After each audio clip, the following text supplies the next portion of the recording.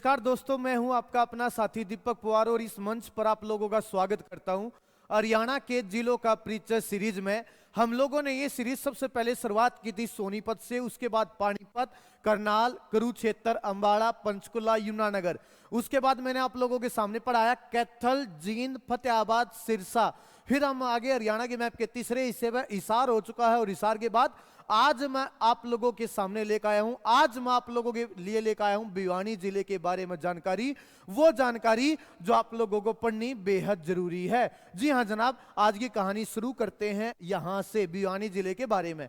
अगर बात की जाए भिवानी जिले की स्थिति की, तो भिवानी जिले को तो आप हरियाणा के पश्चिमी भाग में ही काउंट करोगे। भिवानी हरियाणा के पश्चिमी भाग में ही काउंट होगा। अगला क्वेश्चन, भिवानी हरियाणा का एक जिला कब बना था? 22 दिसंबर 1972। सोनीपत और भिवानी दोनों को इस तारीख को हरियाणा के जिले बनाया गया था, एक सोनीपत को और एक भिवानी को 22 दिसंबर 1972 को। आगे बात की जाए भिवानी जिले के मुख्यालय की, तो भिवानी शहर में है। हरियाणा के लगभग कह रहा हूं मैं, प्रत्येक जिले का मुख्यालय उस जिले के नाम के शहर में है। लेकिन महेंद्रगढ़ एकमात्र ऐसा जिला है जिसका मुख्यालय उस जिले के नाम के शहर में ना होकर दूसरे शहर में, क्योंकि महेंद्रगढ़ का मुख्यालय नारनौल में है, वो अलग मुद्दा है। बाकियों का लगभग सबका उस जिले के नाम के शहर में हेडक्वार्टर, जहां से वो जिला वहां कंट्रोल होता हो, मुख्यालय। मुख्यालय कहां पर है? भिवानी शहर से, भिवानी शहर में है। इसका एरिया कितना है? 3432 वर्ग किलोमीटर। 3432 वर्ग किलोमीटर या किलोमीटर स्क्वायर भिवानी का एरिया है। तो भिवानी के बारे में शुरुआत के 4 क्वेश्चन आपकी स्क्रीन पे याद कीजिए, पढ़िए, लिखिए, नोट्स बनाइए, समझिए इन चीजों को, ये चीजें आपके काम आएंगी। अगर बात की जाए स्थिति हरियाणा के पश्चिमी भाग में है। अगर बात की जाए जिला कब बना? 22 दिसंबर 1972। शहर का मुख्यालय कहां पर है? भिवानी शहर में है। क्षेत्रफल कितना है? 3432 वर्ग किलोमीटर क्षेत्रफल ये बनता है भिवानी का। अगर आगे बात की जाए भिवानी की तहसील की, उप तहसील की, उपमंडल की और ब्लॉक या खंड की, तो तहसीलों की बात की जाए तो भवानी खेड़ा, एक है भिवानी, एक है तोसाम, एक है सिवानी और एक है लोहारू। तो टोटल कितनी होगी भिवानी में? टोटल 5 तहसील होगी हमारी। एक बात की जाए भवानी खेड़ा, एक बात की जाए भिवानी, एक बात की जाए तोसाम, एक बात की जाए सिवानी और एक बात की जाए लोहारू, लोहारू शहर। आगे बात की जाए उप तहसील, एक बहल, बहल है उप तहसील। उपमंडल सब डिवीजन, उपमंडल सब डिवीजन भिवानी, तोसाम, लोहारू, सिवानी। और अगर बात की जाए ब्लॉक या खंड की, तो 1 2 3 4 5 6 7 7 ब्लॉक या खंड है भिवानी में। कौन कौन से? एक तो है भवानी खेड़ा, दूसरा है भिवानी, तीसरा है लोहारू, चौथा है तोसाम, पांचवा है केरू, केरू, केरू के बाद आ गया सिवानी और सिवानी के बाद आ गया बहल। तो ये हो गया हमारे ब्लॉक या खंड। ब्लॉक या खंड कितने हैं? 7। भवानी खेड़ा, भिवानी, लोहारू, तोसाम, केरू, केरू के बाद सिवानी और सिवानी के बाद बहल। तो तहसील, उप तहसील, उपमंडल, ब्लॉक या खंड। और आगे बात की जाए 2011 की जनगणना के आधार पर, 2011 की जनगणना के आधार पर भिवानी की जनसंख्या कितनी है?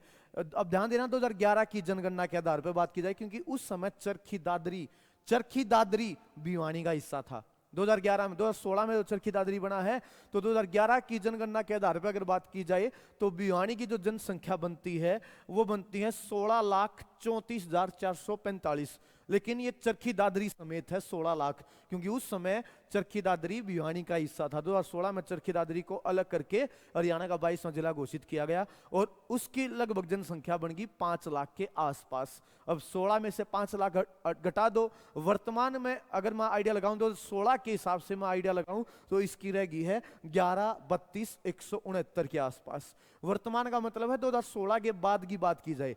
अभी 2021 के जो आंकड़े आएंगे वो आंकड़े क्या आएंगे उनमें देखेंगे भाई। फिलहाल 2011 की अगर बात की जाए तो 16 लाख के आसपास। लेकिन चरखी दादरी को हटाकर अगर बात की जाए, अगर चरखी दादरी को हटाकर बात की जाए तो इसकी जनसंख्या बनती है लगभग 11 लाख के आसपास। भिवानी का लिंगानुपात 2011 के अनुसार है 886 प्रति हजार और साक्षरता दर 2011 के अनुसार है लगभग 76% के आसपास भिवानी की साक्षरता दर बनती है।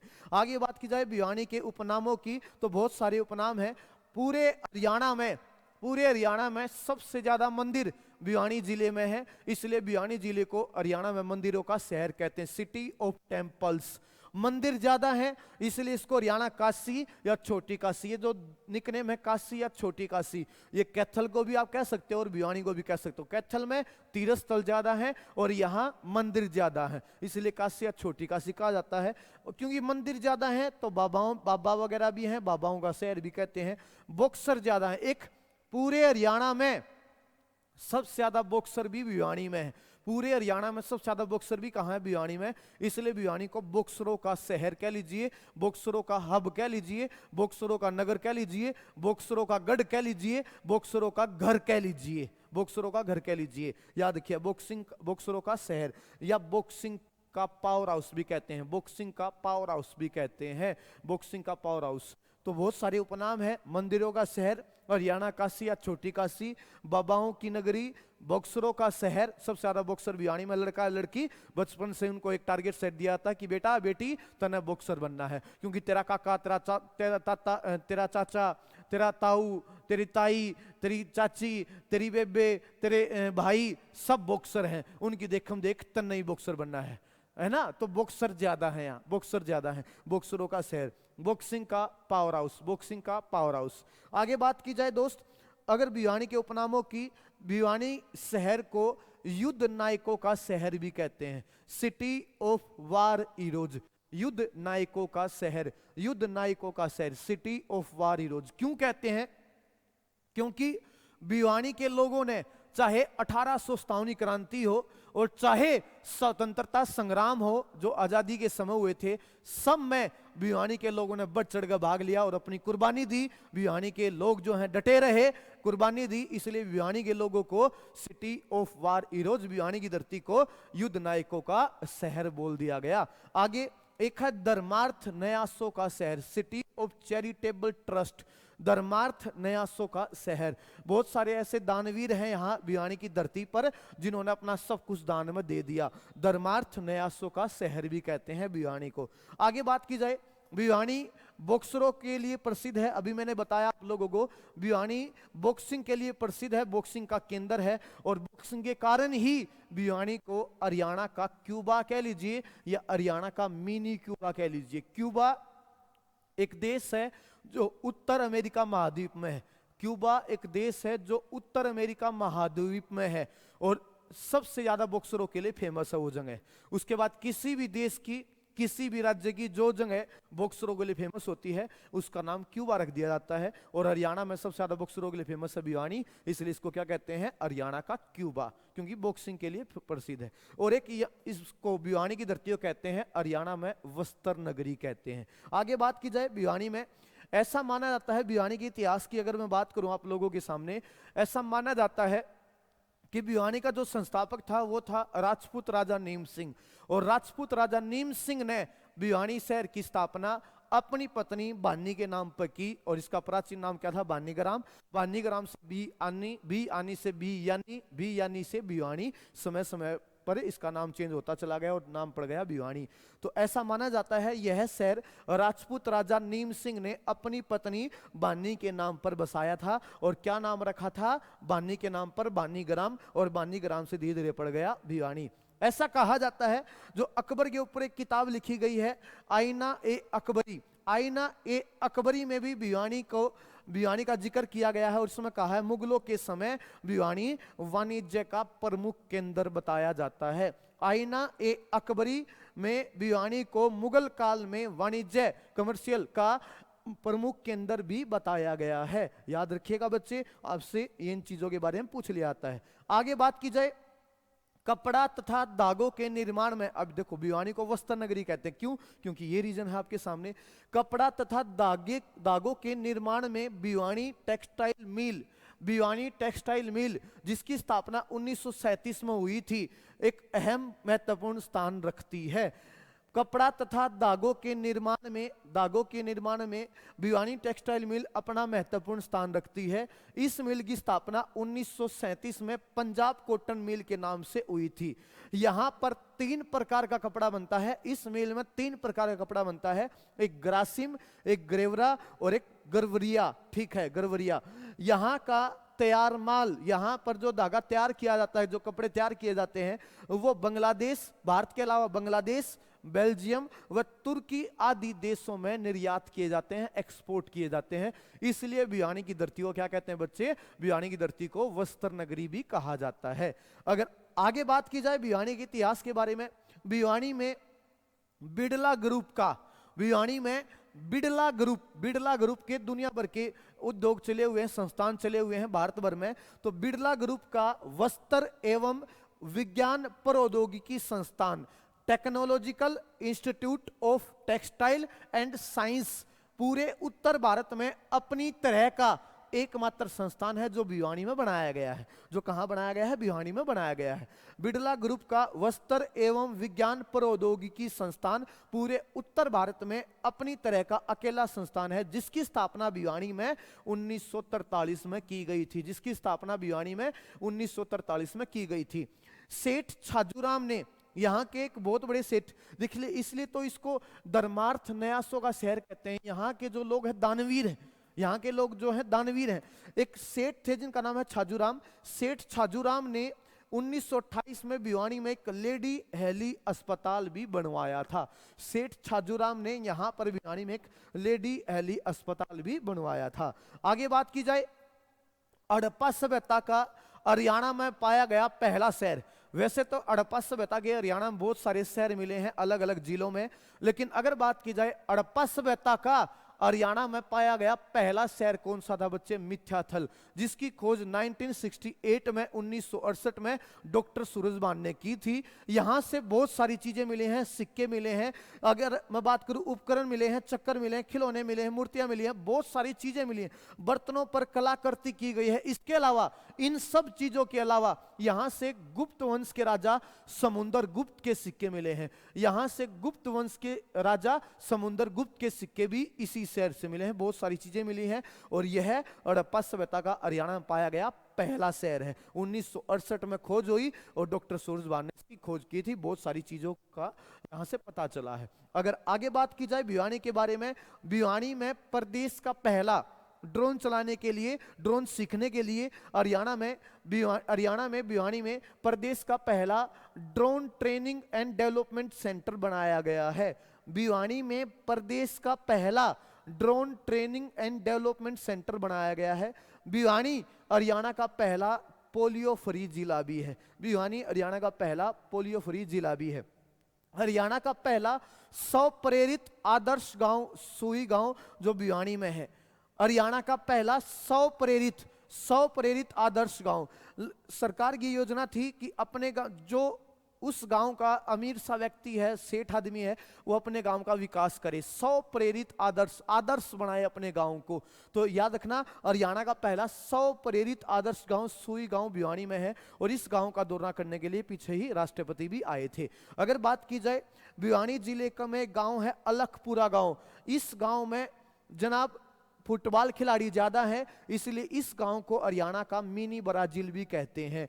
भिवानी जिले के अलखपुरा गांव को फुटबॉल खिलाड़ियों के कारण मिनी ब्राजील भी कहा जाता है। आपसे ये क्वेश्चन भी पूछ सकता है। नई नई जानकारी उम्मीद करता हूं आपको मिल रही होगी भिवानी जिले के बारे में। अगर आगे बात की जाए भिवानी के प्रसिद्ध व्यक्तियों की, तो सबसे बड़ा नाम बंसीलाल, इसमें कोई दो राय नहीं है। राजनेता रहे हैं, हरियाणा के मुख्यमंत्री रहे हैं, सबसे कम उम्र के मुख्यमंत्री हैं, तीसरे मुख्यमंत्री हैं। हरियाणा का निर्माता कहते हैं, हरियाणा का लौह पुरुष कहते हैं, हरियाणा का शिल्पी कहते हैं, हरियाणा का डिजाइनर कहते हैं, भगीरथ राजा कहते हैं बंसीलाल को। भारत के रक्षा मंत्री भी रहे हैं बंसीलाल, बहुत बड़े व्यक्ति, और इनका संबंध भिवानी के गोलागढ़ गांव से ही है। आगे बात की जाए रणबीर सिंह महिंद्रा। अब आप लोगों ने सुना होगा रणबीर सिंह महिंद्रा जी, हमने पहली बार नाम सुना है। ये बंसीलाल के बेटे हैं, बहुत बड़े राजनेता रहे हैं और राजनेता के साथ साथ बीसीसीआई के चेयरमैन भी रहे हैं रणबीर सिंह महिंद्रा। कौन? बंसीलाल के बेटे, बंसीलाल के पुत्र हैं। राजनीति के साथ साथ ये बीसीसीआई के चेयरमैन भी रहे हैं 2004 से 2005 के बीच में। आगे बात की जाए, बनारसी दास गुप्ता हरियाणा के मुख्यमंत्री रहे हैं, पढ़ा लिखा व्यक्ति था बनारसी दास गुप्ता, बहुत सारी किताबें वगैरह भी लिखी हैं, कई पत्रिका भी निकाली थी इन्होंने। ये भी कहां से, भिवानी से। अरविंद केजरीवाल भी कहां से हैं, भिवानी से है, भिवानी के सिवानी शहर में इनका जन्म हुआ है। अगर आगे बात की जाए प्रसिद्ध व्यक्तियों में, पंडित नेकीराम शर्मा स्वतंत्रता सेनानी और राजनेता। आपसे पूछा आता है हरियाणा का सबसे पहला, हरियाणा का सबसे पहला व सबसे बड़ा, हरियाणा का सबसे पहला व सबसे बड़ा स्वतंत्रता सेनानी किसको कहते हैं? पंडित नेकीराम शर्मा को, जिनका संबंध भिवानी के केलंगा गांव से रहा है। इन्हीं को हरियाणा केसरी के नाम से भी जाना जाता है। कहां से है? भिवानी से है। सेठ किरोड़ीमल समाज सेवी, सेठ छाजूराम समाज सेवी, भीम सिंह ऊंची कूद खिलाड़ी हैं। आपको एक जानकारी बता देता हूं, शायद पहले से ही पता होगी, हरियाणा में खेलों में दिया जाने वाला सबसे ऊंचा पुरस्कार है भीम पुरस्कार।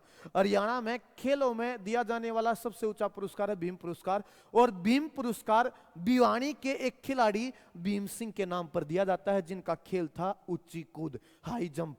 याद रखना, इन्हीं के नाम पर हरियाणा का सबसे ऊंचा खेल पुरस्कार दिया जाता है, जिसका नाम है भीम पुरस्कार। आगे विजेंद्र सिंह बेनीवाल, कोई दो राय नहीं है, सब जानते, दुनिया जानती है, ओलंपिक में अवार्ड विजेता है विजेंद्र सिंह बेनीवाल। खेल मुक्केबाजी, खेल है मुक्केबाजी। अगर आगे बात की जाए, अगर मैंने भिवानी के बारे में बहुत सारी चीजें आप लोगों को पढ़ा दी, आप भिवानी का मन करे जी हम तो भिवानी में देख आऊंगे, आपने इतनी सारी भिवानी के इतिहास के बारे में बताया, तो कौन कौन सी जगह पर आप जा सकते हैं? भिवानी प्रमुख स्थल कौन कौन से हैं? तारा स्मारक, स्टार मोन्यूमेंट, स्टार मोन्यूमेंट कह लीजिए, स्टार बिल्डिंग कह लीजिए, तारा स्मारक कह लीजिए, बहुत प्यारी इमारत है, तारे जैसी इसकी शेप है, भिवानी के दिनोद गांव में है। मजा आ जाएगा देखकर, आप फोटो देखोगे तब मजा आ जाएगा जनाब, और यहां आप जाओगे तब तक मजा आना ही है। तारा स्मारक। इसके अलावा तोशाम की बारादरी, और इसी तोशाम शहर में है, इसी बारादरी को हरियाणा में पृथ्वीराज चौहानी कचहरी भी कहा जाता है। पृथ्वीराज चौहानी कचहरी कहते हैं। सेठ जयराम दास की हवेली यहां पर है, सेठ छाजूराम की हवेली भी यहां पर है। आगे बात की जाए प्रमुख स्थलों में, गौरी शंकर मंदिर है भिवानी में, भूतों का मंदिर है भिवानी में, जो आप लोगों ने याद रखना है। बाबा मुंगीपा धाम कह लीजिए या मुंगीपा मंदिर है यहां पर, बाबा परमहंस मंदिर है यहां पर, श्री हरिहर मंदिर है भिवानी जिले में। ये कुछ प्रसिद्ध मंदिर हैं जो आप लोगों ने पढ़ने होते हैं। अगर आगे बात की जाए, भिवानी जिले में एक प्रसिद्ध ऐतिहासिक शहर लोहारू शहर। लोहारू शहर में अगर मैं बात करूं, लोहारू शहर का प्राचीन नाम था लोहारूप। लोहारू शहर का प्राचीन नाम था लोहारूप। लोहारू रियासत की स्थापना, लोहारू रियासत अंग्रेजों के समय छोटी छोटी रियासत थी, तो एक रियासत थी भिवानी में लोहारू रियासत। लोहारू रियासत की स्थापना 1803 में अहमद बख्श खान ने की थी। ठीक है बच्चे।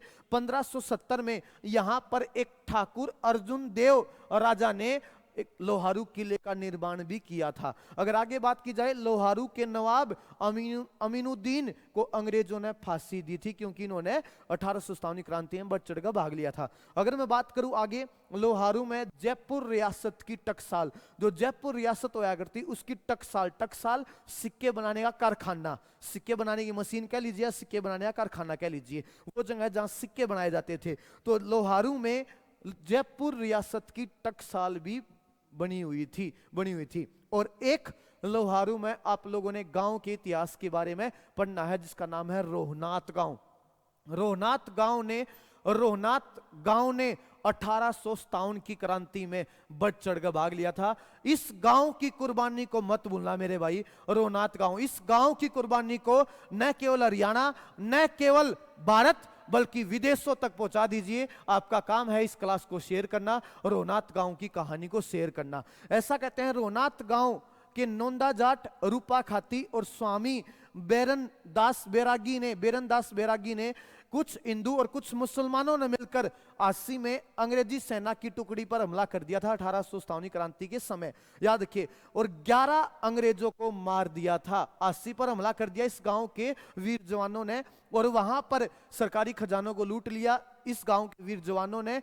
इसके अलावा वहां पर जो हमारे साथी बंदी बना रखे थे उनको भी छुड़वा लिया। तो अंग्रेजी सेना आई और अंग्रेजी सेना ने आकर यहां तोपों से हमला कर दिया मेरे भाई। इस गांव को चारों तरफ से घेर लिया और बिना सोचे समझे बंदूकों से, तोपों से हमला कर दिया भाई साहब। छोटे बच्चों से लेकर बड़े बूढ़ों तक लगभग याद रखिएगा, सबको ढेर कर दिया था, मौत के हवाले कर दिया था अंग्रेजों ने। यहाँ पर भारी तबाही मचाई थी, मैं शब्दों के द्वारा बयां ही नहीं कर सकता इस गांव ने कितनी बड़ी कुर्बानी दे रखी है। इस गांव की महिलाओं ने अपनी इज्जत बचाने के लिए, यहाँ पे एक कुआं है रोनाथ का कुआं, उस कुएं में कूदकर जान दी थी रोनाथ गांव के लोगों ने।